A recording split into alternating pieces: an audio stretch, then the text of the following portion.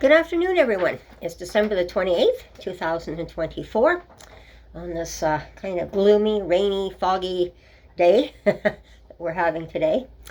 So I'm snuggled inside where it's nice.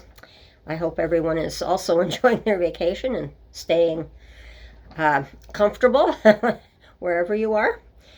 So I'm going to talk today about another couple of comments that came in on my last video that I did there with Julie, and I think this is some of the things that, and then of course what my last video was that I talked about as well, referring to Julie's video as well.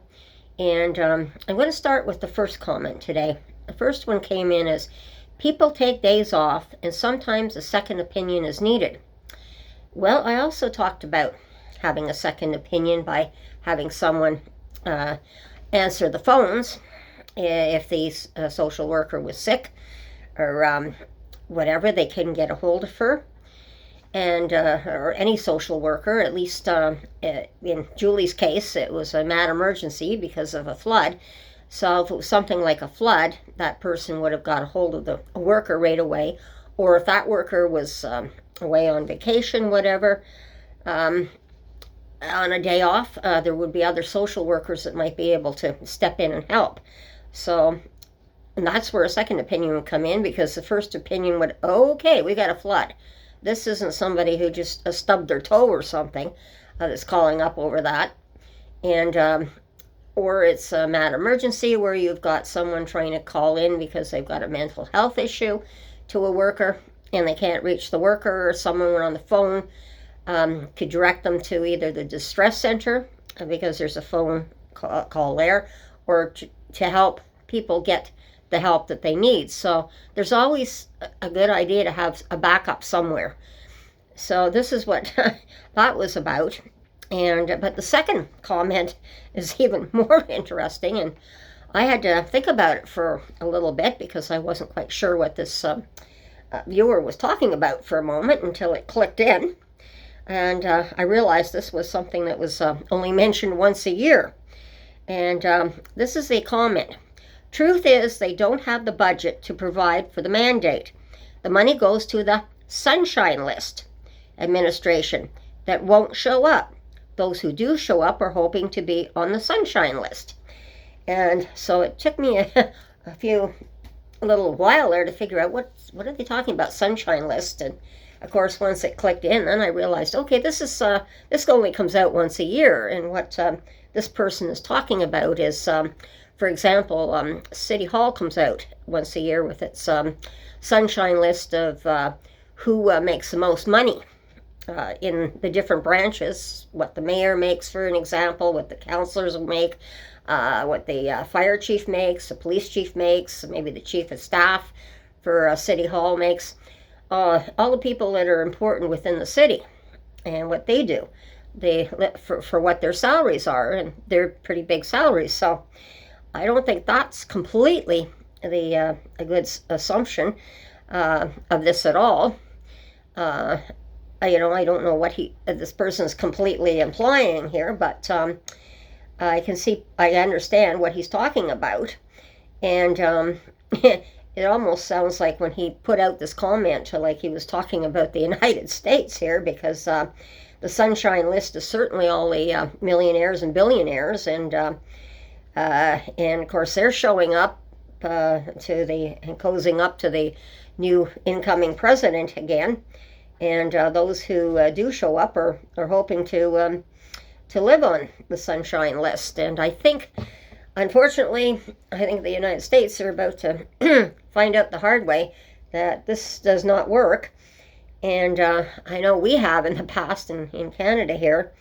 I don't know what's going to happen, because I know, as I said, we've got a federal election coming up in 2025. We've also got a provincial election in Ontario here coming up in 2025. And anyone who's lived as long as I have know how we have to vote, literally, to keep this from happening that happened in the States. So I just wanted to add that in there. But I don't think in this case, like the mayor has anything to say. because you see, everything is like a link in a huge chain, and links in a chain, and there's all kinds of different size links for different purposes. For an example, you have huge links that when they throw the anchor off a ship, they have these huge links of chain that hold the anchor in place when it hits the bottom of the sea. And so then you go down the line, and then you have links of chain for different things in construction work.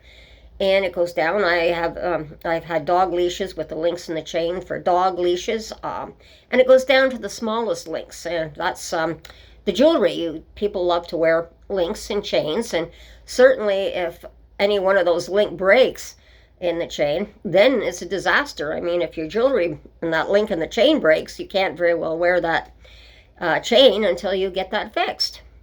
So it also depends on maybe one link broken in the chain, but if you've got several links broken in the chain, then you're starting to get into the disaster area. How do you fix this?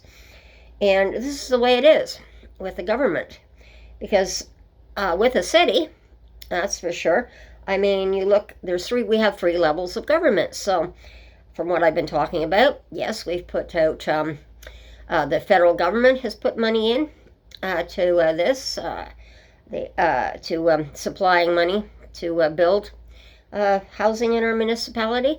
The provincial government has also put in definitely money towards to the municipality here as well, and it's come down through that link in the chain and the line so that we can build housing. So there seems to be something slowing things up here, because I do know that I saw a thing on the news the other day, something about how the provinces are all doing here on their housing targets for 2000 and what was it, last year, 23. And apparently our province here is on the lowest on the list. We're 17% behind on the list, and we're only about 61 point something percent, and we're supposed to be up to 81 point something percent on housing bills, and that's not happening. So I have something more I'm going to put on further another day to add about that. But it's very important to understand that when the links in the chain break, we need to find out where those links are, and that's what I'm giving you a chance to understand, where I'm seeing, and I believe links are broken in what's going on with the supportive housing, for example. That's what I'm interested in. And another thing I don't want to forget that sometimes I don't mention, but I believe that this is all part of supportive housing, as it was announced on the news that you forget about housing for accessibility as well, with people in wheelchairs and whatnot. And I think that should be automatically put in under supportive housing, that we have that being built as well.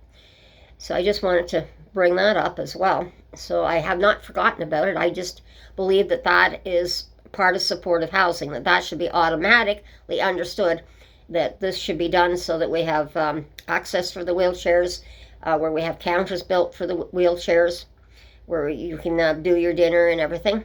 That should be an automatically yes, should be on the scope right in front of you, that some units like that need to be built as well in the housing sector for everyone, and at affordable rates, or subsidies, whatever. And of course that again is subsidies often come through the federal government, to the provincial government chips in as well, and then the municipal government chips in on some subsidies as well. So everybody chips in. So I'm not sure exactly what he's talking about, but I do know the one thing that it always comes back to is always who controls the money, and I understand what he's saying. And as I said, I think the states are going to find out it's not only going to be who controls the money up there, it's going to be who controls the government as well in this case, big time. So I just wanted to add that on the list.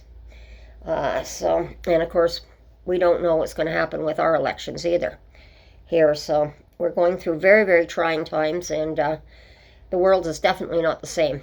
It's definitely changed since the pandemic. people have changed. People don't seem to care as much about other people, and everything is F this and F that, and people don't even talk to people decently anymore. It's like a good day or good morning or polite things or thank you or you're welcome is not in the vocabulary anymore from what I'm seeing, and this seems to be being promoted through social media. And a lot of the links that are broken in the chain are because what's put on social media. And people believe because it's fake news and misinformation that's going out there. So I just wanted to bring that up, and I wasn't quite sure how I wanted to answer this at first, but then I understand what he was talking about was the sunshine list. And so I don't believe in this case it's necessarily the sunshine list at the local level that's doing this. I think there's something else which I can explain in another video a little later. So anyway, I'm just going to leave it there. Take care, everyone. Have a great vacation. If you're on vacation and you're lying on the beach nice and warm somewhere, well, on this foggy, rainy day here, you're just as well lying on the nice sunny beach. So everyone, take care, be safe, watch your surroundings, and we'll talk again soon. And bye-bye.